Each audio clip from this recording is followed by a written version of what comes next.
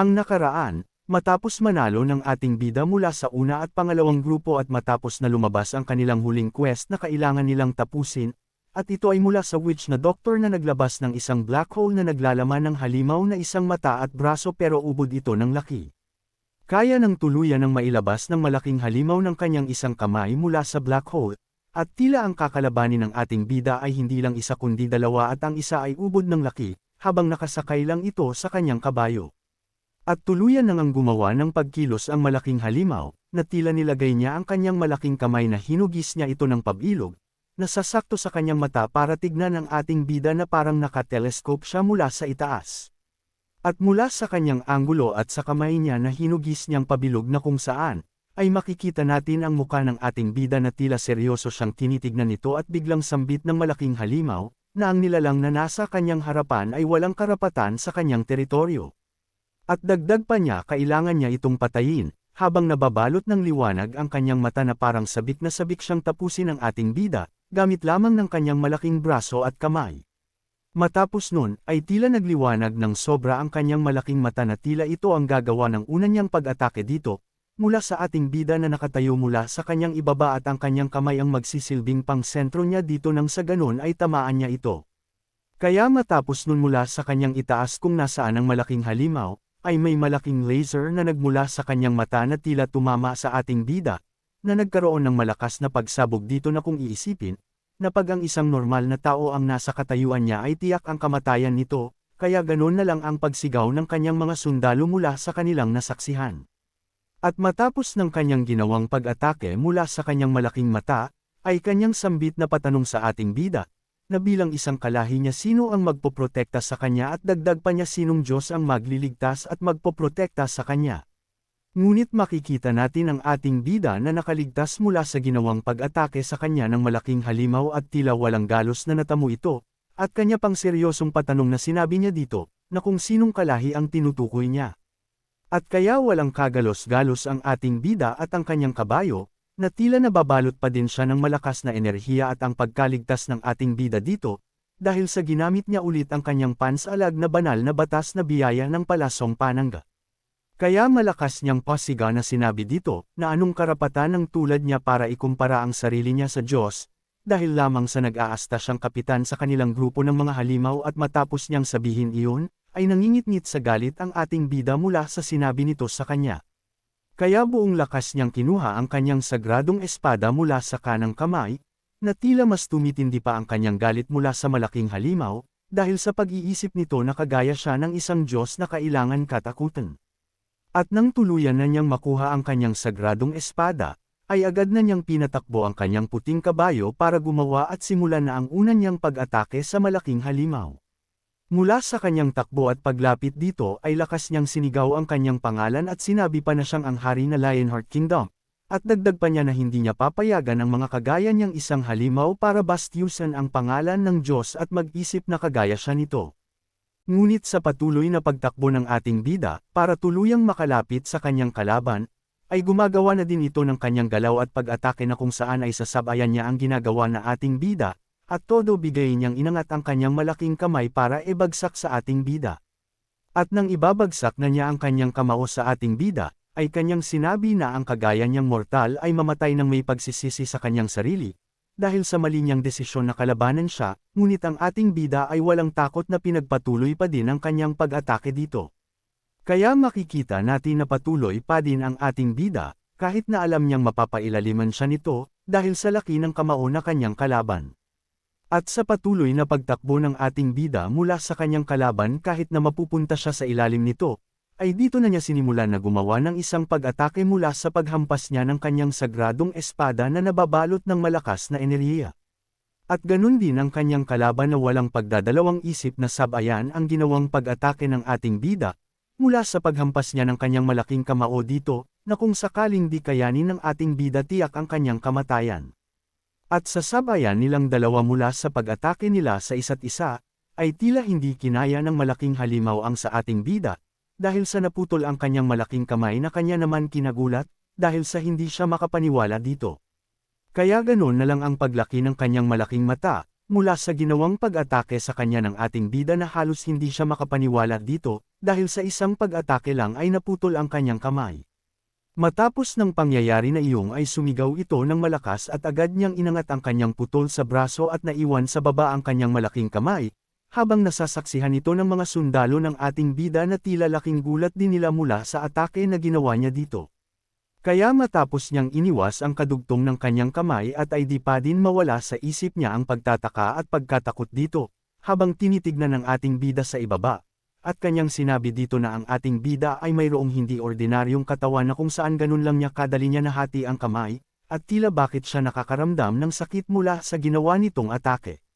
Kaya ganun na lang ang pagkagulat ng doktor na halimaw, mula sa ginawa ng ating bida mula sa nilikha niyang malaking halimaw na si Gokrauk, na halos hindi siya makapaniwala dahil sa isang atake lang ay naputol ang kamay nito. At patuloy pa din ang pagkagulat niya hindi lang dahil sa katawan ng ating bida na iniisip niyang hindi normal at ngayon ang sagrado naman nitong espada ang kanya pinagtataka, dahil sa parang hindi din ito basta espada lang na nagawang pumutol ng napakalaking kamay na parang isang banal na espada. Kaya sa patuloy niyang pagtataka mula sa ating bida, ito'y kalmado lamang na nakatayo mula sa kanyang harapan, habang sakay ng kanyang kabayo at nababalot pa din siya ng mahiwagang enerhiya. At biglang banggit niya sa ating bida, na isa itong berdugo at isang mamamatay tao ng demonyo at isang kabalyero na nag-iisang nakaligtas mula sa madilim at nakakatakot na mundo, at makikita natin ang ating bida at ang kanyang sagradong espada. At matapos niyang sabihin iyon sa ating bida, ay mas lalo pang nanaig ang takot niya dito na parang gugustuhin na lang niya maglaho, dahil sa hindi niya kayang talunin at kalaban ang isang tulad ng ating bida. Kaya matapos nun, ay agad niyang sinabi sa kanyang kasamahan niyang doktor na halimaw na aatres na siya sa laban sa ating bida, kaya tuluyan nga siyang umatras at unti-unti nawala ang kanyang mata at ang black hole na gawa ng doktor at malakas na sigaw nito na kung saan siya pupunta. Kaya agad din siyang sinagot nito mula sa itaas bago siya tuluyang mawala, na siya na ang bahala ang magbayad mula sa walang ingat niyang pagkikilos at ginagawa at pagiging tapang-tapangan niya, kaya tanging pag-iyak at pagtulo na lang nagsipon ang kanyang naging reaksyon matapos siyang iwan ito. Kaya matapos nun ay agad na bumaba ang ating bida sa kanyang kabayo at ang kanyang kabayo naman, ay tuluyan ang nawala at simulan na niya ang kanyang paglalakad papalapit sa nakaluhod na halimaw habang umiiyak na tatakat ito, at biglang sinabi sa kanya ng ating bida na may pang-iinsulto na ang maganda niyang gawin ngayon ay tawagin ang kanyang Diyos. At dagdag pa ng ating bida at pag-alit niyang sinabi dito na ang pagtawag niya sa kanyang Diyos ay para sa gaya niyang isang halimaw na basura, kaya ganun na lang ang pagkatakot at inis niya sa ating bida habang may sipon at luha pa din sa kanyang muka. Kaya mula sa sinabi ng ating bida sa kanya, ay agad din siyang nagalit at sumagot na kung ano ang ginawa ay ipaghihiganti niya ang kanyang mga kasamahan at papatayin niya ito, kaya mahigpit niyang hinawakan ang kanyang sandata para tumayo at gumawa ng pag-atake sa ating bida. Ngunit sa kasamaang palad, bago pa man niyang gawin at tumayo mula sa kanyang pagkaluhod, ay walang awa na pinutol ng ating bida ang kanyang ulo at hindi na siya binigyan pa ng pagkakataon para lumaban pa sa ating bida, kaya kita din sa kanyang muka na nababalot ng itim at tanging nanlilisik na isang mata lamang ang kita. Kaya matapos nun ay tuluyan nang dumating ang maliwanag na umaga para ating bida, at makikita natin ang walang ulo ng halimaw at ang ating bida na nanatili na nakatayo, habang hawak ang kanyang sagradong espada. At di pa doon natatapos ang lahat at pahabol na sinabi ng ating bida mula sa katawan nito, at kahit papaano ay sinubukan niya pero ang kagaya nila ay hindi na dapat mabuhay sa mundong ibabaw at pag-alit niya itong sinabi dito. Matapos ng matindi nilang pakikipaglaban ay tuluyan na nga nilang natapos ang kanilang quest at ang pagsusulit mula sa ating bida nakatanggap sila mula dito na nakuha nila ang katangian ng isang malakas na halimaw.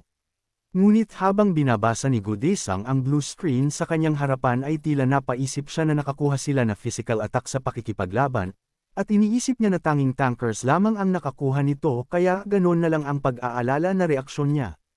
At habang binabasa nila itong lahat mula sa nakuha nila sa quest, ay biglang napamura ang isa sa kanila at kasabay nito ang pagkamangha niya dito, at dagdag pa niya na medyo nakakahiya ito para sa mga halimaw dahil tanging 30% extra damage lamang ang nakuha nito sa kanila. Kaya malakas na sinigaw ng ating bida mula sa kanilang pag-uusap, na kunin na nila ang lahat ng mga bagay na iyan nang sa ganon ay makalabas na sila sa lagusan. At dagdag pa niya dito na kumilos sila ng mabilis at kunin na nilang ang lahat ng pwede nilang makuha mula sa pagkapanalo mula sa mga halimaw, kaya dali-dali ding kumilos ang mga sundalo niya mula sa kanyang inutos sa mga ito, at agad din sumagot ang isa na agad naman nilang bibilisan. Kaya mula sa pagtakbo ng iilan sa kanila dahil sa takot nila sa ating bida, ay agad na sinabi ng isa sa kanila na kailangan nilang mag-focus sa mga matataas at malalakas na halimaw at maging sa halimaw na witch para kunin ang mga gamit nito. Wala namang imik ang ating bida na pinagmamasdan sila.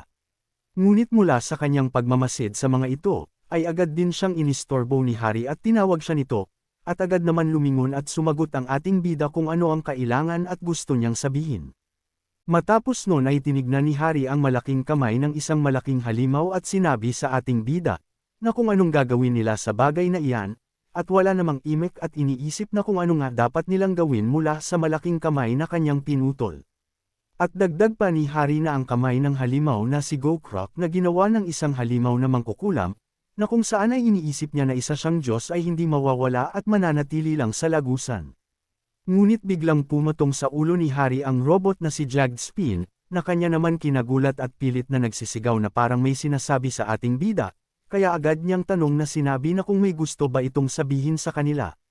Matapos patanong na sinabi ng ating bida iyon mula sa kanyang tauhan na robot na si Jagged Spin, ay agad ito gumawa sa kanyang system na kung saan ay may isang tao na gusto kumausap sa kanya. Kaya mula sa liwanag na nilabas ni Jagged Spin, ay lumabas dito ang Diyos ng bakal at ng panday na si Heto, na kung saan ay tinawag siya at sinabi na nakakaramdam siya ng malaking halaga ng mana, mula sa naputol niyang kamay mula sa malaking halimaw na gawa ng halimaw na mangkukulam, na lubos naman kinamangha ni Hari at kinagulat ng ating bida dahil sa nagkita ito. At kasunod pa na inutos niya sa ating bida, na gamitin niya ang banal na kopa para sipsipin nito ang mana na nagmula sa halimaw, at doon ay bibigyan siya ng malakas na kapangyarihan, na masaya nitong sambit sa ating bida, at habang patuloy pa din ang pagkamangha ni Hari dito. Kaya matapos sabihin ng Diyos na si Heto iyon, ay agad niyang sinunod ito at agad niyang nilabas ang mahiwaga at sagrado niyang kopa, mula sa kanyang kamay, sa sinabi sa kanya na agad niyang gagawin. Nang tuluyan ng mailabas ng ating bida, ang sagrado niyang kopa ay agad siyang naglakad papunta sa malaking kamay ng halimaw nang sa ganon, ay nakuha niya ang malaking mana na sinasabi ng kanyang Diyos. At kanya na nga niyang tinagilid ang sagradong kopa, na kung saan ay nababalot ito ng enerhiya, at nang sa ganon ay nasimulan na ang pagsipsip ng mana dito. Kaya agad na niyang sinimulan mula sa sagradong kopa ang pagsipsip sa malaking kamay na naiwan ng halimaw na gawa ng mangkukulam. Kaya makikita natin na nagkakaroon ng bilog na liwanag ang kanyang kamay, at unti-unti na itong nagliliwanag hanggang sa tuluyan ng nabalot ng liwanag ang kanilang kulay berde niyang kamay at ang liwanag na, ito ay papunta sa sagradong kopa ng ating bida. Kaya patuloy na nga itong nahihigop ng sagradong kopa ng ating bida, ngunit kita sa kanyang muka ang pandidiri niya, mula sa nangyayari na parang hindi niya gusto ang nangyayari, ngunit dahil sa utos ng Diyos sa kanyang kaya niya sinunod. At mula sa pandidiri niyang muka ay tila nagbago, dahil sa parang may naamoy siya dito at naramdaman niya na ang kinukuha niyang mana dito, ay parehas ng sa kanyang banal sa kapangyarihan at doon siya napaisip na baka ang halimaw na ito, ay isang pagsamba na halimaw. At dagdag pa nga ating bida na hindi niya matatanggap na ang katulad nila ay hindi minamahal ng ibang nilalang sa mundo, ngunit biglang hirit ulit ng ating bida na silang lahat ay isa lamang puwersa ng kasamaan na dapat mapuksa, at tuluyan na nga nahigop ng sagradong kopa ang mana na nagmula sa kamay. Matapos noon ay agad ding pumikit ang ating bida, at biglang nagsalita sa kanya ang kanyang Diyos na si Ariana na agad niyang sinagot ito, habang hawak ang sagradong kopa na ang laman ay ang mana na nagmula sa kamay ng halimaw. At biglang sambit ng ating bida mula sa kanyang Diyos, na parang pinagsasabihin niya na bakit nagsisilita ang kanyang Diyos sa tuwing hindi pa tapos ang ginagawa niya, at bakit palagi niyang pinipilit na gawin sa kanya patanong na sambit ng ating bida, at sagot naman ng Diyos na ayos lang iyon at nagpapasalamat siya, dahil mas napadali nito ang pagkuha sa mana para sa kanya. At dagdag pa ng Diyos na si Ariana, na kaya siya nagpakita sa kanya at nagsasalita para sa gagawin niyang desisyon, dahil sa tingin niya mababawi niya ang kapangyarihan ng isang sagradong bagay gamit ng kapangyarihan na hawak ng ating bida, habang nasa tabi niya ang dalawang Diyos na si Demeria at Petos na nakikitsismas sa usapan nila. Kaya biglang sagot ng ating bida na kung totoo ba iyon, at banggit naman ni Ariana na oo at rerespetuhin niya ang kanyang magiging desisyon patungkol dito, at pabulong na sambit ni Petos ang Diyos ng digmaan na piliin niya ang banal na espada na nagmula sa hari ng Lionheart Kingdom. Kaya mula sa lugar kung nasaan ang mga Diyos, at mula sa kapangyarihan nila para makita ang ating bida, ay makikita natin na malalim ang iniisip nito at tila nahihirapan siyang magdesisyon patungkol sa sinabi sa kanya ng Diyos na si Ariana. Kaya makikita natin dito kung ano ang malalim na iniisip ng ating bida mula sa kanyang pagdedesisyon, na kung ano ang pipiliin niya at may apat siyang pagpipiliin na lahat yun ay mahalaga sa kanya, ang una ang sagradong palaso, espada at ang banal na kopa at ang huli ang kanyang puso.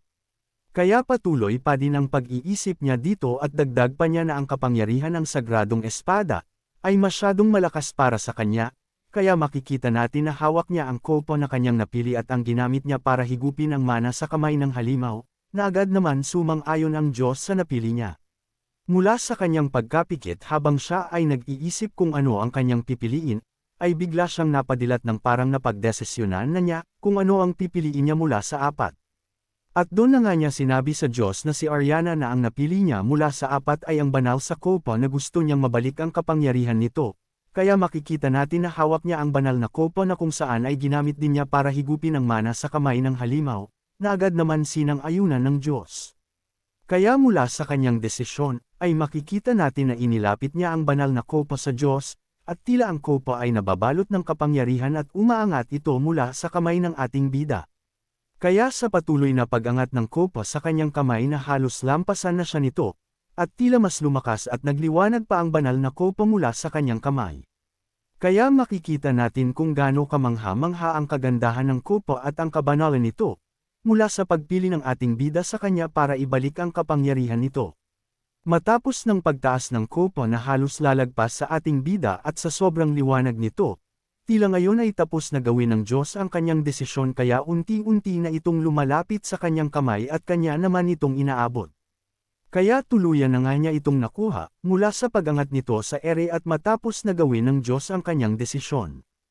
Kaya ganon na lang ang pagkamangha at kita sa kanyang mata, na parang ayaw niya alisin ang paningin niya dito matapos niyang tuluyan na makita, ito nang malapitan matapos din natuparin ng Diyos ang desisyon niya kaya napasabi na lang siya na napakaganda ng banal na kopa. Ngunit sa masaya at pagkamangha niya at tila bigla siyang napalingon sa likod, dahil sa may tumatawag sa kanya kaya ganun na lang ang tingin niya dito. At ang tumawag sa kanya ang kanyang kasamahan na si Hanhari, at kanyang sinabi dito na kung ano ang kailangan niya na agad naman sinabi ni Hari na nasa isip niya na kailangan makita ng ating bida kung ano man ang nakita niya, habang may pagtataka sa kanyang muka at habang ang kopo sa kamay ng ang ating bida ay tuluyan ng nawala. Ngunit biglang umurong ang kanyang dila na parang nakalimutan niya ang kanyang sasabihin dito at napatanong kung nasaan ang robot na si Jagged Spinny na kanina lang ay nasa ulo niya. At biglang gulat ni Hari mula sa kanyang likuran, dahil sa malakas na sigaw mula sa sundalo ng ating bida at kanyang sinigaw na pakawalan siya ng walang hiyang robot, kaya ganun na lang din ang pagtataka ng ating bida mula sa ginawa ng kanyang robot.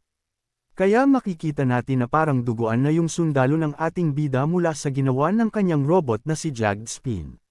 Kaya mula sa dakong yun, at makikita natin ang sundalo ang ating bida na tila takot na takot mula sa robot na si Jagged Spin, at kanyang sinabi dito na kung ano ang ginagawa ng robot sa kanya habang patuloy na pagsigaw niya ng tulong.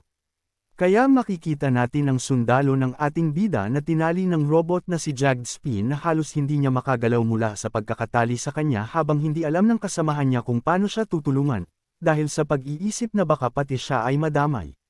Kaya makikita natin ang robot na si Jagged Spin na parang galit na galit sa lalaki, dahil sa parang may gagawin itong masama mula sa ating bida kaya agad niyang pinigilan. At ating abangan sa susunod na kabanata matapos mapatay ng ating bida ang malaking halimaw, at makuha nito ang mana mula sa malaking kamay at kung anong mangyayari mula sa lalaking na tinali ng robot na si Jagged Spin. Ang nakaraan matapos na matalo ng ating bida ang malaking kalaban niya, at matapos nating makita kung ano ang ginawa niya at ng kanyang Diyos mula sa naiwang kamay ng halimaw. At ngayon patuloy pa din na hawak ng robot ang tali nito. At ganun na pa din ang pagkatakot ng lalaki habang napapalibutan siya ang mga kasamahan niya, na parang di alam kung ano ang gagawin sa kanya kung tutulungan ba siya o hindi, dahil sa natatakot silang madamay. Dahil sa hindi alam ng lalaki ba't siya tinali nito, kaya pilit siyang gumagawa ng paraan para makatakas, mula sa pagkakatali sa kanya ngunit biglang patong sa kanya ng robot kaya ganon na lang ang pagkatakot niya mula dito. Kaya laking gulat nila nang makita nila ang ating bida, mula sa kung saan nagkakaroon ng kaguluhan sa pagitan ng mga sundalo ng ating bida at ang kanyang robot na si Jagged Spin. Kaya mula sa kinakatayuan ng ating bida na ganon na lang siya kaseryoso, mula sa nakita niyang nangyayari at habang si Hari ay tila gulat at nagtataka, mula sa nasasaksihan niyang pangyayari mula dito na parang hindi siya makapaniwala na gagawin ang robot iyon. At nang makita ng tauhan na ating bida, papalapit na nga sa kanya, ito ay agad niyang pinilit ang sarili niyang tumayo para magsumbong dito at pag-alit niyang sinabi na ang walang hiyang robot ng ating bida ay bigla na lang siyang inatake, pero di pa man natatapos ang sasabihin niya ay agad siyang pinatahimik nito mula sa kanyang pagsusumbong. At seryosong sinabi sa kanya ng ating bida, na hinay-hinay siya sa sinasabi niya at isipin niya mabuti ito, at dagdag pa niya na kung ayaw niya ang kanyang dila ay bigla na lang maputol at kung dinidepensahan ba niya ang kanyang sarili mula sa robot. At sunod pang sinabi ng ating bida, na manahimik siya at anong karapatan niya para gumawa ng hindi maganda mula sa kanyang kabalyero na si Jagged Spin, na lubos naman kinagulat ng kanyang sundalo mula sa sinabi sa kanya ng ating bida. Kaya agad na tinanong ng ating bida ang kanyang kabalyero na si Jagged Spin, patungkol sa kanyang ginawa at ang ginawa ng kanyang sundalo, at kanyang ding sinabi na ang sundalo na tinali niya ay nakita niya na nagnanakaw, mula sa nakuha nila sa mga halimaw na lubos nitong pinagtaka, at habang may lungkot sa mukha ni Hari mula sa kanyang nasaksihan. At agad na sumagot ang sundalo mula sa binibintang sa kanya, at kanyang sinabi na isa itong malaking kalukuhan at hindi lang pagkakaunawaan, at agad din naman kinainis ng ating bida mula sa nalaman niya at kanyang sinabi kung ganun malalaman natin ang totoo kung wala silang makikita mula sa kanyang katawan na tinatago na bagay. Kaya agad ding sinabi ng ating bida at kanyang tinawag si Hari para kapkapan ito, nang sa ganun ay malaman kung totoo ba ang sinasabi niya, na agad naman kinagulat ni Hari mula sa pagtawag sa kanya ng ating bida at kanya din itong sinunod, ngunit may takot sa mata ng sundalo dahil sa gagawin nito. Kaya ganon na lang kaseryoso na unanggat ni Hari ang kanyang kamay mula sa utos sa kanya ng ating bida at kinagulat at kinatakot naman ng sundalo, dahil sa parang hindi lang siya kakapkapan nito kundi parang papatayin din. At malakas na sinigaw niya, na hindi nila kailangan maniwala sa robot, dahil sa kasinungalingan lang ang sinasabi nito mula sa kanya, na lubos din kinatakot ng kanyang mga kasamahan mula sa kanilang nakikita na ginagawa dito. Kaya matapos ng ilang minuto ng kanilang paghahanap sa katawan nito kung meron nga ba itong tinatago at kung nagsisinungaling lang ba ang robot na si Jagged Spin, ngunit mula sa paghahanap ay nakita dito ang isang bagay na tila mahalaga, kaya ganon na lang ang pagkalungkot nito, dahil sa nalaman na nagsisinungaling lang siya.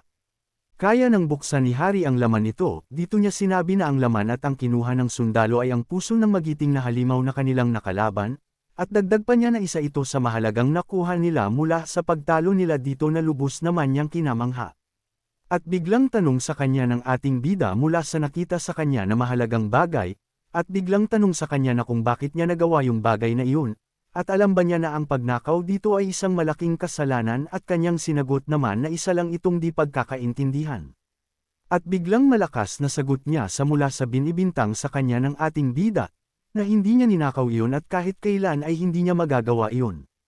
Ngunit matapos niyang sabihin iyon sa ating bida, ay agad niyang nilabas ang sagrado niyang espada at tila may hinati siya, mula sa katawan ng kanyang sundalo at lubos naman kinagulat ni Hari mula sa biglang ginawa ng ating bida dito. At ang pinutol ng ating bida sa kanyang sundalo ay ang kamay nito, na tila pinagtaka niya ng parang hindi siya makapaniwala na ang lumilipad sa kanyang gilid ay ang kanyang sariling kamay at hindi niya nalaman, dahil sa mabilis itong ginawa ng ating bida. Nalubos na kinagulat ng iba pa niyang kasamahan, mula sa ginawa ng ating bida dito na para pati sila hindi makapaniwala dito, kaya ganun na lang ang takot na naramdaman niya. At malakas na sigaw nito ang kamay niya bakit pinutol. Matapos gawin ng ating bida iyon ay kanyang sinabi na ang kanyang ginawa ay sobra para sa batas nila sa mundo at sobrang ibang-iba mula sa pinanggalingan lugar ng ating bida, at dagdag pa niya na kung ganun parte pa din siya ng Lionheart. At kasunod pa nun na sinabi niya sa sarap ng kanyang mga sundalo, na ang ibig sabihin na ang kanilang pagsundo ay hindi kagaya ng batas mula sa kanilang mundo kundi sa ating bida lang sila kailangan makinig, kaya ganun na lang ang lubos na pagkagulat ng lahat at ng sundalo na naputulan ng kamay. At malakas niyang sinabi sa kanila, ang mga bagay na ito ay ang kanyang batas at utos sa kanila at patanong niyang sinabi sa kanyang mga sundalo, na kung may tutol sa kanyang sinasabi ay maari lang magtaas ng kanilang mga kamay nang sa ganon ay malaman ng ating bida. At kanya sinabi pa na kung sino man ang magnakaw ay mapuputol ang kanilang mga kamay at yan ang utos at batas sa Lion Kingdom, at dagdag pa niya na ganun ba kahirap sa kanila para nanggapin ang kanilang batas mula sa modrong mga batas, kaya makikita natin ang palasyo ng ating bida. Nalubos naman kinagulat ng kanyang mga sundalo mula sa kanyang sinabi, mula sa kanila na ganun lang kadali sa kanya na sabihin yun at parang sobrang sama naman yun para sa kanila. Ngunit mula sa naramdaman nilang takot, ay kasabay nito ang pagkamangha nila dito, dahil sa di sila makapaniwala na may gantong basta ang ating bida, at dagdag pa nila kung ganun ay tataas ng rangko nila mula sa rank D papunta sa rank C. Ngunit patuloy pa din nilang iniisip na walang mali, mula sa pagnanakaw nito at ang bagay na ito sa isang walang kwentang batas, mula sa lagusan kaya iniisip nila na mas maganda na magkaroon silang ng istrikto na batas. Kaya matapos nun, ay agad nilang tinawag ang ating bida na tila meron silang itatanong, at gusto malaman dito kaya ganun na lang ang tingin sa kanila ng ating bida, mula sa pagtawag nito sa kanila. Kaya agad na tinanong ng ating bida sa kanilang na kung sino ang tumawag sa kanya, at sabihin niya ang kanyang pangalan, dahil sa hindi pa din sila kilala ng lubos ng ating bida. At tinanggal na nga nito ang kanyang suot na baluti sa muka at kanyang sinabi, na siya ang sundalo na si Gudesang, at tila may takot pa din sa mukha nito dahil sa ginawa nito mula sa kanyang kasamahan. Kaya agad na tinanong ng ating bida, kung bakit siya pumasok sa lagusan at kung ano ang gusto niyang sabihin mula sa ating bida. At kanya nang sinabi dito, na kung papayagan ng ating bida na ang magnanakaw na kanyang kasamahan, ay ibabalik dito ang kanyang kamay patanong na sambit nito sa ating bida, at habang patuloy pa din sa pag-iyak ang magnanakaw na sundalo mula sa ginawa nito sa kanya. Matapos ng tanong niya, ay agad siyang seryosong tintigan ng ating bida mula sa kanyang tanong at sinagot na gusto nitong ibalik ang kamay nito sa dati na kagaya niyang isang magnanakaw, at buong kumpiyansang sinagot ni Gudesang yung sinabi nito sa kanya. At dagdag pang sagot ng ating bida na ang kagaya niya, ay kailangan ng tapusin bilang parusa niya sa pagkakamali niya at ang kanyang ginawa ay nagpapahiwatig ng kanyang pagkatalo mula dito kaya isa lang dahilan nito ang bigyan siya ng parusa. Ngunit biglang sagot niya dito, habang hindi kayang makipagtitigan sa ating bida, na alam naman niya ang patungkol sa sinasabi niyang parusa, dahil sa nakagawa ito ng kamalian. Pero pahabol pa niya na sila ay nabuhay sa ibang mundo at ibang iba mula sa ating bida, at dagdag pa niya na ngayon napakita at napaalam sa kanila ang patungkol sa kanyang batas, baka naman pwede niya itong bigyan pa ng isang pagkakataon. Kaya mula sa sinabi sa kanya ni Gudesang, ay bigla siyang napaisip dito na parang gusto niyang pagbigyan ang kahilingan nito, mula sa kanyang kasamahan na nakagawa ng kamalian at nakatanggap ng parusa. At biglang sagot ng ating bida sa kanyang hiling, na ang kanyang sinabi ay katanggap-tanggap na rason, kaya biglang yuko niyang sinabi dito na patawarin siya mula sa kahangalan niya, kaya ganun na lang ang pagkagulat ni Hari mula sa ginawa ni Gudesang. Kaya ganun na lang ang reaksyon ng sundalo na nakagawa ng kamalian, dahil sa sobrang kahihiyan na kanyang ginawa na tila hindi siya makatingin ng maayos sa ating bida. Matapos nung sinabing dahilan at pagtanggol sa kanya ni Gudesang, ay agad niyang nilabas ang banal niyang kopa na may bagong kapangyarihan, dahil sa hiling ng ating bida, at kanyang sinabi sa sundalo na naputulan ng kamay na magpasalamat siya, dahil sa meron siyang kasamahan na handa na magtanggol sa kanila. At nang tuluyan ng makuha nga ating bida ang kanyang banal na kopa, ay nababalot naman ito ng liwanag at tila ang kopa ay may laman na mahiwagang tubig ng kanyang ibubuhos sa kanya. Kaya tuluyan nang ang binuhos ng ating bida ang laman ng banal na kopa, mula sa kanyang kamay na putol kaya ganun na lang ang kanyang reaksyon, mula sa ginawa ng nito sa kanya at tila may iyak pa siya mula sa pagkamangha na kanyang naramdaman. Matapos ibuhos ng ating bida ang laman ng banal niyang kopa, ay hindi siya makagalaw mula sa pagkamangha dito, dahil sa mahiwagang ginawa ng ating bida sa kanya. Kaya lakas niyang sinigaw matapos gawin ng ating bida, ang malaking himala na maibalik nito ang kanyang naputol na kamay, dahil sa nagawa niyang kasalanan mula dito, at halos hindi mawala sa kanya ang pagkagulat at mangha dito. Kaya ganoon na lang ang pagkagulat ni Gudesang mula sa ginawa ng ating bida, at kanyang inisip na ang kaya lang gawin ng S-rank ay ang pumutol ng kamay, ngunit ang ibalik ito sa dati ay hindi at dagdag pa niya na ang ginawa nito ay sobrang kakaiba, dahil sa hindi lang siya magaling sa pakikipaglaban kundi meron din siyang kapangyarihan magpagaling. At sunod pa niya na kung meron talaga siyang ganong kalakas na kapangyarihan at tanging nasa iisang tao lang habang tinitignan niya ang ating bida na napupuno ng pagkamangha dito habang may hawak na banal na kopo na ginamit niya para mabalik sa dati ang kamay ng kasamahan niya. Ngunit matapos gawin iyon sa kanya ng ating bida, ay biglang niyang sinabi dito na umalis siya mula sa kanyang harapan nang sa ganun hindi niya uli makita ang pagmumukha nito, habang nababalot ng pagkamuhi dito dahil sa ginawa nitong kasalanan. At dagdag pa niya na isang beses lang niya kayang magpatawad, at ginawa niya lang ito dahil sa respeto niya, mula sa batas nila sa kanilang mundo pero nawala nito ang kanyang karapatan para sa ating bida, kaya habang nakayuko siya at nababalot ng takot at hiya sa kanyang sarili, ay agad siyang nanghingi ng patawad at nagpasalamat. Matapos noon ay malakas na sinigaw ng ating bida, mula sa kanyang mga tunuturing na sundalo na kung sino ang gustong maging sundalo ng ating bida, ay manatili at ang mga ayaw na maging parte ng sundalo nito ay pwede nang umalis at kunin na nila ang parte ng kanilang nakuhang gamit. Matapos sabihin ng ating bida iyon, ay agad nilang tinitigan ang bawat isa sa kanila, at tila napaisip kung ano ang magiging desisyon ng bawat isa. Kaya matapos nilang mag-isip mula sa tanong ng ating bida, ay malakas nilang sinigaw na pagkakataon na nila para kunin ang mga parte nila at makukuha nila kahit na anong gusto nila. Kaya agad din napangiti ang ating bida mula sa ginawa nila, at kanyang sinabi na ito palang ang simula ng kanilang tunay na pagsasanay at dagdag pa niya na naniniwala siyang na makakaya nila ang susunod sa pagsasanay na gagawin nila at nararapat sila para dito. Kaya mula sa loob ng dilaw ng lagusan at sa lugar kung saan ang kukuta ang mga halimaw, ay malakas na sinigaw nga ating bida na kunin na nila ang nakuha nila at sisimulan na nila ang paglabas mula sa lagusan, kaya agad naman sumigaw ang kanyang mga sundalo. Mula sa pagdiriwang nila ay biglang niyang tinawag ang ating bida para magtanong, na agad nilingon ng ating bida at tinanong kung ano ito na niinis, dahil sa ginawa nitong pagbiglang pagtawag, at biglang sambit na patanong ni Hari kung ano ang sunod nilang pagsasanay. Ngunit masayang ngiti lang sagot ng ating bida mula sa tanong nito sa kanya, dahil sa ang sunod nilang pagsasanay patungkol sa lakas ng pangangatawan. Makalipas ng ilang araw mula nang matapos nila ang dilaw na lagusan, at sa maaliwalas na umaga mula sa palayan kung saan binalak ng Demon Squad na sunugin ito, ngunit hindi sila nagtagumpay, dahil sa ginawa ng ating bida. Kaya mula sa loob ng gusali, ay tila doon ang nagkatipon ang mga sundalo na gustong sumama sa ating bida, para maging ganap na sundalo at para sa kanilang pagsasanay dito. At makikita natin si Gudesang mula sa labas na tila papasok pa lang, at tila may tumatawag sa kanya, mula sa dikalayuan at makikita din natin na may mga galos siya sa kanyang mukha na parang nagsanay at naghanda siya para sa araw na pagsasanay nila. At ang tumawag sa kanya, ang kanyang na si Manager Kim, na sinabayan siya sa paglalakad papasok sa loob ng gusali at sinabi nito sa kanya na kung sumama pagsalakay sa iba pang lagusan, patawang sagot naman ni Gudesang na parang may nagtutulak sa kanya para gawin iyon.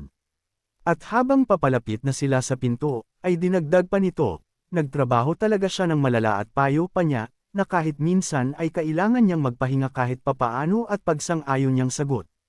Kaya nang tuluyan na silang makapasok sa loob ng gusali, ay makikita natin si Hari na parang naghahanda siya at kumukuha ng lakas para sa gagawin niya. Matapos nun ay malakas niyang sinigaw ang pangalan ng ating bida, na si Leon Dragonia Lionheart, at ang kanyang kabalyero na si Jagged Spin na papasok para magsalita sa kanila.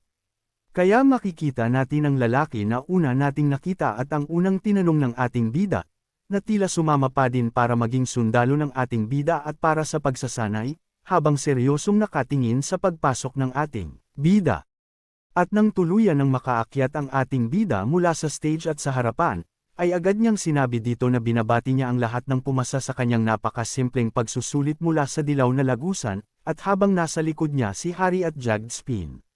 At dagdag pa niya na kahit papaano na silang lahat, ay nakapasa sa kanyang pagsusulit para maging parte ng militar, pero di pa doon natatapos ang lahat at magsisimula iyon ngayong araw. Kaya habang sinasabi ng ating bida iyon ay napaisip si Gudesang, mula sa sinabi ng ating bida dahil sa tinuturing lang niyang simple ang dilaw na lagusan. Kaya agad niyang sinimulan at sinabi, na habang pinapanood niya ang kanilang pakikipaglaban sa mga halimaw, at may napansin siyang malaking problema nila mula dito. At dagdag pa niya na ang pinaka-importante sa pakikipaglaban ay ang kanilang katawan, kaya agad naman napatanong sa sarili ang dalawa, dahil sa iniisip nila na sila ay mga C-rank at D-rank lamang.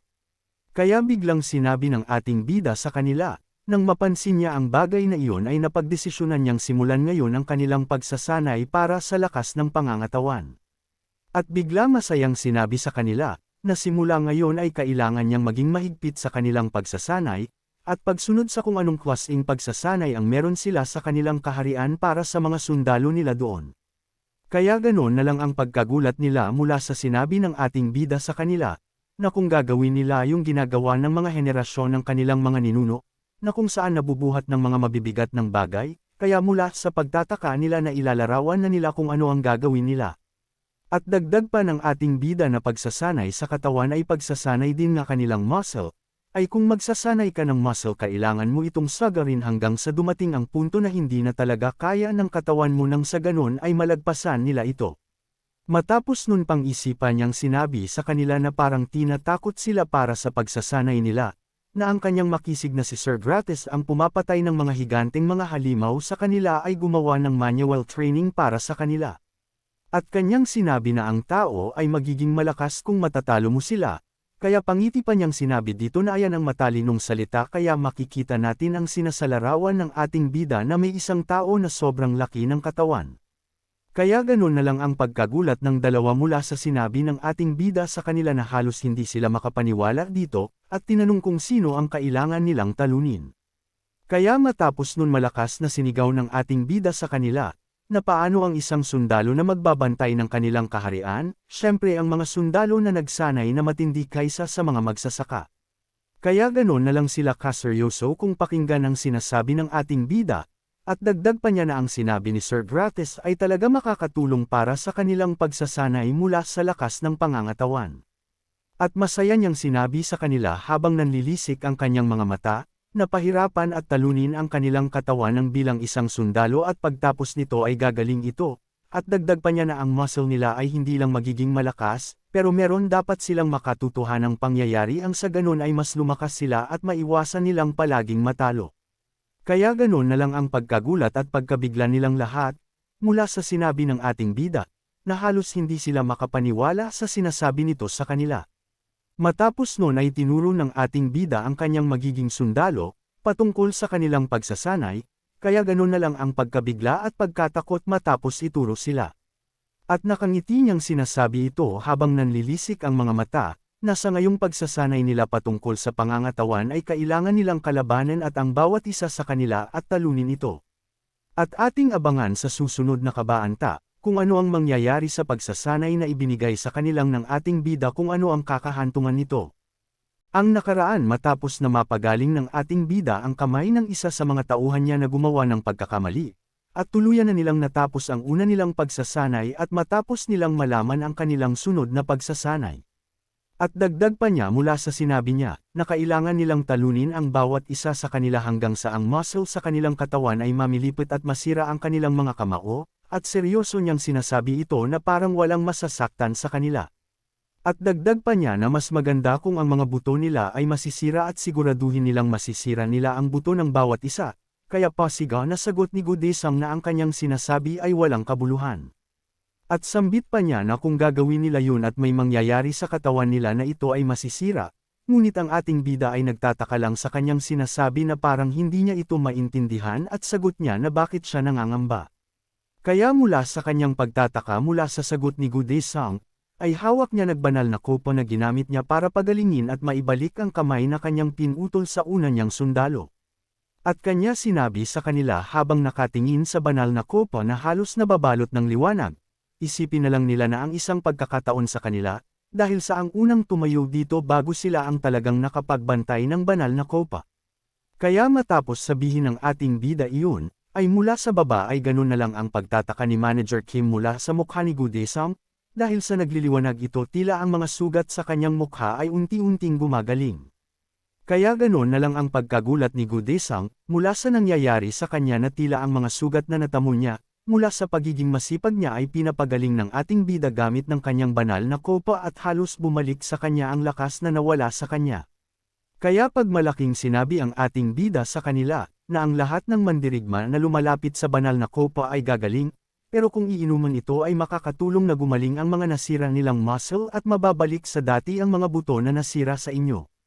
At biglang sinabi sa kanila ng ating bida, meron silang 5 oras para kalabanin ang bawat isa sa kanila at ang lahat ng makikita nila sa kanilang harapan ay kalaban nila, kaya ganun na lang ang kanilang pagkagulat mula sa sinabi sa kanila ng ating bida. At dagdag na wala silang kakampi at kakampihan, at tanggapin nilang ang lahat ng pag-atake at atakihin kung sino man ang nasa kanilang harapan, kaya ganun na lang ang pagkagulat at pagtataka ni Gudesang mula sa binigay na utos at pagsasanay sa kanila ng ating bida. Kaya habang nababalot ng asul na liwanag ang mata ng ating bida, ay kanyang sinambit dito na kung sino ang mananatili na maayos matapos ng 5 oras ay kanyang kakalabanin at tatalunan. At sambit pa niya na ipapaubayan na niya ito sa kanyang kabalyero ni si Jagged Spin, kaya tuluyan na siyang naglakad palayo ng stage nang sa ganon ay maumpisahan na nila ang kanilang pagkikipaglaban sa bawat isa, at pagtatakang iniisip ng lahat na ito ang manyawal na pagsasanay na tinutukoy ng ating bida. Kaya matapos sabihin iyon ng ating bida sa kanila, ay agad silang nagtinginan sa bawat isa na parang parehas nilang pinapakiramdaman ng bawat isa sa kanila na kung sino ba ang unang aatake sa kanila, kaya makikita natin ng lalaki at babae na parang nag-aantay sa bawat isa. At ang dalawang magkaibigan na si Gudesang at ang kanyang manager na si Kim, na tila nagkakailangan din at tamang tawa lang sa bawat isa at mula nung matapos na biningay sa kanila ang manyawal na pagsasanay ng ating bida, habang ang nasa likod nila ay handa silang atakihing dalawa. Kaya mula sa paghihintayan nila kung sino ang unang gagawa ng pag-atake sa bawat isa, dahil na kung walang unang gagalaw ay di mag-uumpisa ang pagsasanay, kaya na naghanda si Jagged Spin para atakihin sila na lubos naman kinamangha ni Hari na parang nalaman na niya naggustong mangyari kaya pinaubaya sa kanya. Kaya agad na inatake ni Jagged Spin sa gitna, na tila kanina pa nag-aantayin kung sino ba ang unang kikilos para gumawa ng pag-atake, kaya ganun na lang ang pagkagulat ng mga ito mula sa ginawa ng robot sa kanila. Matapos nun ay agad na sinabi sa kanila ni Jagged Spin, na kailangan na nilang simulan ang kanilang pakikipaglaban sa bawat isa, dahil sa kung hindi siya na mismo ang gagawa nito para sa kanila habang nababalot ng enerhiya. Kaya ang halos una nating nakita, ay kasalukuyan pa din nag-aantay sa bawat isa kung sino ang unang aatake pero, dahil sa sinabi at ginawa ng robot ay parang napipilitan na silang gumawa na ng pag-atake, kaya ganoon na lang din ang lubos na takot nila mula dito. Makalipas lang ng ilang minuto, ay sa kabilang grupo na nagkukumpulan na ang isang lalaki, ay tila gumawa na ng pag-atake muna sa kanyang katabi at malakas niyang sinigaw dito na mamatay na siya habang may takot din sa kanyang mukha pati ang kanyang sisipakan. Kaya tuluyan na nga nagsimula ang gera mula sa loob ng gusali, na tila buo na ang loob nila para sa pagsasanay at para kalabanin ang bawat isa sa kanila, kaya agad na nga tinamaan ng lalaki sa mukha ang gusto niyang kalabanin at ang iba naman ay ganun din. Kaya nang makita ni Gudesang iyon, ay halos hindi siya makagalaw mula sa kanyang kinatatayuan na parang hindi siya makapaniwala na totoo ang nangyayari, mula sa sinabi ng ating bida sa kanila at nahihirapan pa din siya kung ano ang dapat niyang gawin mula sa pangyayari. Kaya naman sa sobrang gulat ni Gudesang at di makapaniwala sa kanyang narinig ay napasigaw na lang ito at napasabi na isa itong kabaliwan, nawawala ka lang sa iyong kaisipan ito na lang ang kanyang nasabi habang pinagpapawisan ang muka. At mula sa sitwasyon ding iyon kung saan si Gudesang na patuloy na nagrereklamo sa mga nangyayari, ay biglang may lumitaw na suntok at dumiretso sa kanyang muka na naging dahilan kaya napatibingi ito ay ramdam ang sakit sa pagkabigla ng suntok. At ganun nga ang mga nangyayari kaya naman nakagawian na nila ito sa araw-araw, mula sa oras ng eksaktong 9 ay uumpisahan na nila ang kanilang ginagawa ang pakikibagbasag ulo sa isa't isa nang sa ganung masubukan ang kanilang katatagan, kaya naman tinawag itong Steel Skin Project kung saan ay matira ang matibay.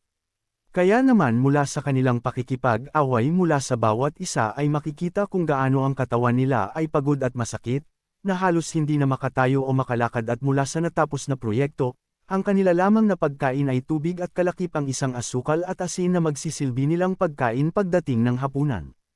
At mula doon kung saan nakabantay ang ating bida si Hari at mula sa kanyang ulonan ay si Jagged Spin na nakabatantay sa isang tank ng tubig na ipamamahagi sa mga sundalo, na hindi naman makapaniwala ang mga sundalo na may pagkadismaya, dahil tanging tubig asin at asukal lamang ang kanilang magiging pagkain. Kaya naman ang itsura ni Hari ay hindi alam ang gagawin o sasabihin mula sa mga sundalo nung tanungin siya ng mga ito, kung ano ba ang ibig sabihin na tubig asukal at asin ang kanilang magiging pagkain sa kanilang tanghalian. At mula rin doon ay ang ating bida na ang sumagot sa mga katanungan ng kanyang mga sundalo, na pinaghalong tubig, asukal at asin lang ang kanilang kakainin, na masasabi naman na seryoso ang ating bida sa kanyang mga sinasabi na bakas din naman sa kanyang itsura. Kaya naman dahil sa kanilang mga narinig mula sa ating bida ay unti-unti silang nanlumos sa kanilang narinig, na tubig, asukal at asin lang ang kanilang kakainin, kaya naman ang kanilang pagod na nararamdaman ay nadagdagan pa lalo sa mga nangyayari.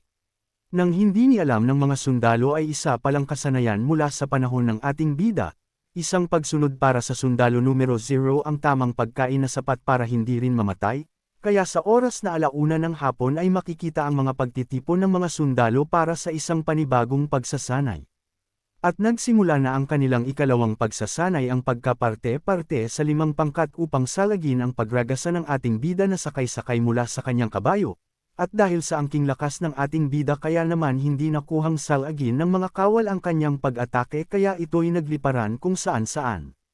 Kaya naman mula sa kanilang pagsasanay ay makikita ang kanilang pagod sa kanilang pagtulog, mula sa tuwid na posisyon ay naging labo-labo, at ito ang resulta ng kanilang pagsasanay. Kaya naman pagtantong ng 9:00 ng gabi ay kanilang kalayaan at tahimik na pagpapahinga mula sa maghapong pagsasanay. Kaya naman si Gudesang ay hindi makatulog sa oras ding iyon, dahil sa malaimperyong pagsasanay na kanilang naranasan sa kamay ng ating bida. At buti na lang ay nandyan si Hari na nag-aalaga sa kanila, kaya nakakayanan nilang makasurvive sa pang-araw-araw na malaimpyernong pagsasanay na kanilang natatanggap, kaya lubos silang nagpapasalamat kay Hari kahit na late na sila kung kumain. Kaya naman sa simpleng kamote na kanilang pagkain ay lubos nila itong pinagpapasalamat kay Hari. Naramdam nila na makakaya pa nila ang pagsasanay sa mga darating na araw, kaya lubos ang kanilang pagluhas sa kasiyahan. Isang espada ang kumikinang kasabay ang pagputok ng bukang liwayway sa isang tahimik na paligid ay may isang sundalo na lubos ang pagsasanay. At walang iba kundi si Gudesang na may suot na kumpletong baluti at nagsasanay ng espada sa umaga na iyon, ay lubos siyang nagsasanay kahit alam niya sa sarili niya ang impyernong training ay masugid at puspos pa rin ang kanyang pagsasanay. Kaya naman kahit na hirap at pagod na si Gudesang mula sa pagsasanay, kung paano magwas-iwas ng espada at kung paano samalag ay makikita sa mata ni Gudesang ang hindi pagsuko sa kanyang pagsasanay. At kahit na umabot pa ito sa kanyang limitasyon ng kanyang pangangatawan ay patuloy pa rin ito, hanggang sa bumaba na ang kanya espada at panangga mula sa paano ang postura nito kanina ay nakaangat pa mula sa kanyang kamay. Kaya naman mula sa kung paano niya iwas-iwas ang espada niya at kung paano ang panangga na kanyang bitbit kanina ay labis niyang ipinagtataka. Dahil napagtanto niya na ang bigat pala ng kanyang panangga, kaya hirap na hirap siyang magwas-iwas ng espada dahil sa kabigatan nito. Pero kahit ganun nga ang nangyayari kay Gudesang, kahit alam niya na mabigat para sa kanya ang sandata na kanyang mga gamit, ay labis pa rin ang kanyang pagsasanay na hindi niya inaalintana ang bigat na dala nito, ay pinipilit niyang matutuhan ang nakikita sa kanyang cellphone hanggang sa makuha na niya ang tamang galaw dito. At mula sa na si Gudesang ay tahimik at lubos-lubos ang pagsasanay, ay biglang nagulat at nanlaki at ang mga mata dahil sa nakarinig ito ng boses kung saan. At mula doon sa boses na narinig ni Gudesang kung saan ay galing pala sa ating bida. Kaya naman mula sa kinakatayuan ng ating bida ay pinilit niyang pinagpatuloy ni Gudesang ang kanyang ginagawa. Kaya naman ang kaninang na nag-iisang si Gudesang na nagsasanay ay meron nang nagtuturo sa kanya ng tamang galaw, kung paano itinama ng ating bida ang kanyang poster at pinaulit niya kay Gudesang ang pagtusok nito.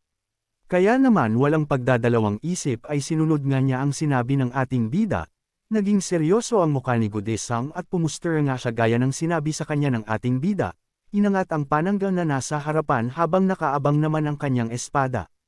At mula doon kung saan nakatayo ang ating bida ay titig niyang pinagmamasdan si Gudesang sa ginagawa nito. At walang ano-ano ay gigil na bumuwelo si Gudesang na paano ang kanyang espada ay binigyan niya ng ubod ng lakas at itinangka ang pagtusok nito. Ganon nga ang ginawa ni Gudesang, itinusok nga niya ang kanyang espada sa hangin, bakas sa mukha ang kumpiyansa niya sa pagtusok nito. Habang nakaposisyon naman ng ang panangga nito. Pagkatapos ng kanyang ginawa at bigla na lamang ito napalingon si Gudesang kung saan nakatayo ang ating bida, at iniisip kung tama ba ang kanyang ginawa. At ayun nga ang naging reaksyon ng ating bida sa ginawa ni Gudesang, na mali ang kanyang ginawa, kaya naman nagulat siya sa sinabi sa kanya, kaya naman makikita itsura sa ng ating bida ang mga bagay na dapat pahasain ni Gudesang. At mula kung saan nakatayo ang ating bida ay napalapit patungo kay Gudesang at hinawakan ng ating bida ng dala nitong panangga, na agad naman pinagtaka niya sa ginagawa ng ating bida. Kaya naman sa paghawak ng ating bida sa panangga nito ay pinaulit-ulit niya dito ang pagtusok, habang hawak-hawak pa rin ng ating bida ang kanyang panangga, dahil sa ugali ni Gudesang mahilig ibaba ang kanyang panangga. Kaya naman siya binigyan ng payo ng ating bida patungkol sa paggamit ng panangga na kailan lagi itaas upang maprotektahan ang kanyang kasama. Kaya naman ang tanging payo na binigay sa kanya ng ating bida ay makita mo man o hindi ay wag mo ibaba ang iyong panangga, na halos ipagtaka ni Gudesang kung bakit hindi pwede. Kaya naman mahinahon sinagot ng ating bida ang kanyang katanungan kung bakit, dahil ang panangga na wala sa kanyang posisyon ay nag-iiwan ng espasyo at ang espasyo na yung ang nagiging dahilan para makaatake, dahil hindi alam ni Gudesang na hindi lang tao ang pid umatake kung hindi pati mga halimaw. Kaya naman patanong na lang si Gudesang sa ating bida na dala rin ng kanyang pangungusisa, na kung bakit ang ating bida na ang kanyang mga sundalo ay may mga panangga para pigilan ang kalaban samantala ang kawal ay susugod para patayin ang mga kalaban. Ito ang mga tanong ni Gudesang para sa ating bida, na sinang-ayunan naman ng ating bida dahil ito ang magandang paraan dagdag pa nito. Kaya naman unti-unting pinaliwanag sa kanyang ng ating bida ang mga bagay-bagay na bukod sa tao ay mga halimaw ang isa sa malakas nila makakalaban, na agad na ikinagulat ni Desang. Dahil ang ganong taktik ay gumagana rin pala kahit sa mga halimaw, kaya bakas sa mukha ni Gudesang ang pagtataka na may kalinawan na sa mga nangyayari. Kaya napatahimik ang ating bida sa mga sinasabi ni Gudesang, kaya't bakas sa mukha ng ating bida ang pagtataka sa mga narinig nito sa kanya. At agad na umalma ang ating bida sa mga pinagsasabi ni Gudesang na halatang naiinis sa narinig, dahil inaakala niya natuturuan siya nito ng makamundong nilalang na agad-agad naman itinanggi ni Gudesang sa kanyang mga sinabi tungkol doon. At mula sa naiinis na ating bida ay bakas naman sa mukha niya ang pag-unawa sa gustong sabihin sa kanya ni Gudesang, kaya naman hindi nagsalita ang ating bida at tinanggap na lang ang paliwanag nito.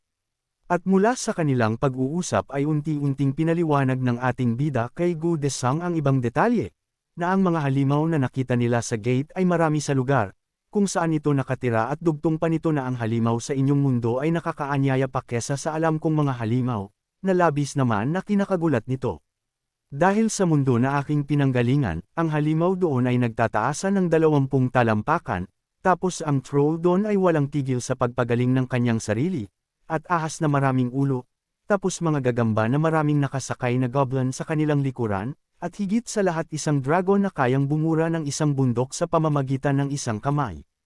Kaya naman sa paghinto ni Gudesang sa kanyang pagsasanay ay lubhang napukaw siya sa kwento ng ating bida, kaya lahat ng payo na meron at alam nang ay ibinahagi niya rito na kailangan niyang matutuhan ng kahit anong uri ng paghunting para humarap sa iba't ibang uri ng halimaw, at kinakailangan din niyang matutuhan ng kahit anong uri na kakayahan para sa mga di inaasahan na sitwasyon. Kaya sa kanyang huling payo para kay Desang naramdam ang hangin sa kapaligiran, matututunan mo lang ang lahat ng iyan sa pamamagitan ng totoong karanasan. Kaya dagdag pa nito kay Gudesang ay kung naranasan mo na ba ang pakikipaglaban sa nga halimaw habang naglilingkod sa iyong Diyos sa loob ng ilang dekada. At meron ka bang lakas na loob para magdala ng kabanalan sa loob ng isang digmaan kahit wala kang kahit anong sandata? Nang marinig ito ni Gudesang ay inilagay niya ang kanyang sarili sa dulo ng bangin na kahit anong oras ay pwede siyang mahulog sa kanyang narinig. Kaya maluha-luha si Gudesang nung marinig niya ang mga naging karanasan ng ating bida sa kanyang buhay, na alam niya sa sarili ay hindi ni makakaya ang mga nagawa ng ating bida kaya ganun na lang ang kanyang naging muka. Kaya isang magandang turo ang gustong ituro ng ating bida sa kanyang mga sundalo, habang unti-unti na lang sumisikat ang araw sa mga oras na iyon ay kanyang sinabi habang bakas ang kakalmahan at kasiguraduhan na kailangan ninyo matutunan ang lahat ng uri ng bagay bilang isang sundalo. At bakas sa tindig ng pagtayo ni Gudesang at bakas sa kanyang muka ang pagiging seryoso at pagtanggap sa lahat ng sinabi ng ating bida, ay ito lang ang paraan para ikaw ay makaligtas ay ang paghasa ng isang talento.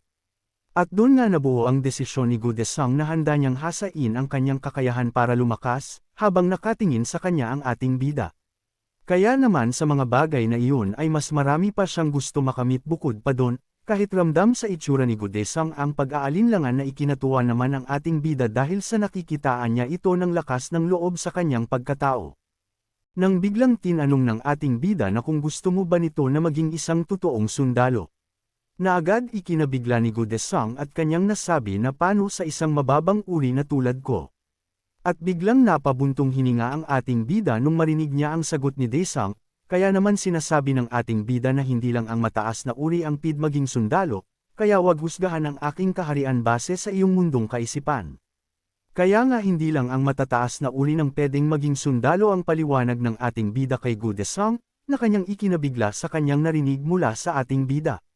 Dahil kahit isa kang mababang uring nilalang o mas mababa pa, basta't may puso ka na lumakad patungo sa nilalakaran ng pagiging isang maharlika, isang tao na kaya magtanggol at gumawa ng mabuti at magbigay ng lakas ng loob para sa iba.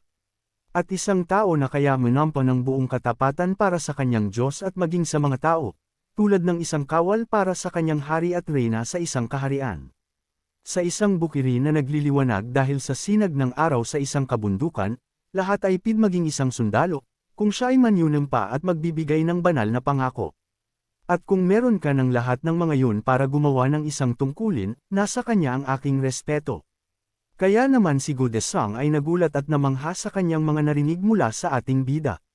Ito ang mga salitang iniwan niya sa kanilang pag-uusap, habang umiihip ang isang malamig na hangin habang papasikat ang araw sa kanilang dalawa. Kaya naman makikita sa mukha ni Gudesang ang kasiyahan sa kanyang mukha nang marinig niya ang lahat ng kwento at payo mula sa ating bida, kaya naman sabay nilang sinalubong ang pagsikat ng araw, na may desisyon na si Gudesang sa kanyang sarili. At sa oras at araw din iyon ay nabuo na ang desisyon niya na gusto na niyang maging sundalo ng ating bida at kita sa kanyang mukha na masaya mula dito. At sa malalim na gabi sa lugar ng USA at sa gusali ng Magic Tower, na kung saan muli na ulit nakapagsalita nagkanyang master na dating pulang hiyas ngayon ay violet at napamura siya ulit sa kanyang tauhan na naisip niya na parang siyang tira-tirang pagkain. Kaya ganun na lang ang pagkagulat ng kanyang tauhan, dahil sa muli siyang nagsalita at lubos siyang nagpapasalamat dito dahil pagbabalik niya. At biglang photos ng master niya na anong katangahan ginagawa niya nakakalimutan na niyang gumalang sa kanya, kaya agad siyang yumuko dito. Matapos nun sinabi sa kanya nito, nabibigyan siya ulit ng katarungan at kailangan niyang magbigay ng paghahandong dito, ngunit sa pagsasalita ng kanyang master ay nagtaka siya dahil sa parang nag-isa ang boses nito.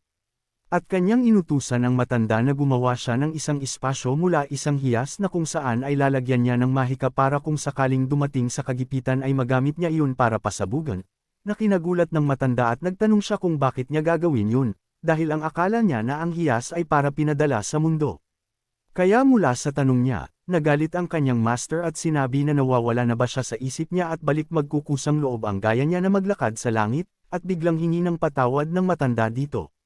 Kaya sinabi ng master niya na makinig siya ng maaayos na wala siyang plano maglakad sa mundong ibabaw na kung saan ang mga halimaw ay nagkakalat. Kaya ganun na lang ang pagkagulat ng matanda mula sa sinabi ng kanyang master na parang hindi niya ito maintindihan. At biglang sambit nito sa matanda, na nag-iisip siyang patayin ang ating bida at dagdag pa niya ito ang magandang pagkakataon dahil sa wala pa siyang mga sundalo na tutulong sa kanya, na lubos na kinagulat ng matanda. Kaya inutusan niya ang tauhan niyang matanda, na siguraduhin ito na parehas. Nalagusan ang kanilang papasukin nang sa ganun matupad niya ang kanyang plano, na agad naman sinang-ayunan ng matanda. Ngunit bigla siyang napabuntong hininga, dahil sa parang may naalala ito mula sa nakaraan nila ng ating bida. At ating abangan matapos na magdesisyon ni Gudesang na maging tauhan ng ating bida at kung ano ang sunod nilang kakaharapin dahil sa may pagbabante sa kanya mula sa Magic Tower.